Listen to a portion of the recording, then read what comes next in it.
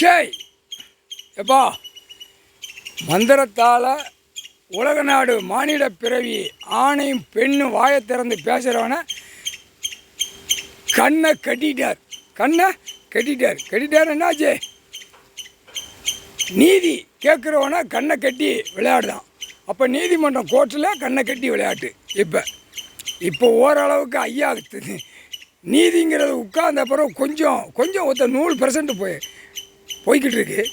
இன்னும் 99% இவர் தான் தூக்குவார். உட்கார்ந்த உடனே தூக்குவார். முக்கால் சத்தியம். கண்ணை மந்திரத்தால் மானிட பிறவிய ஆணும் பெண்ணையும் கண்ணை கட்டிட்டார். முக்கால் சத்தியம்.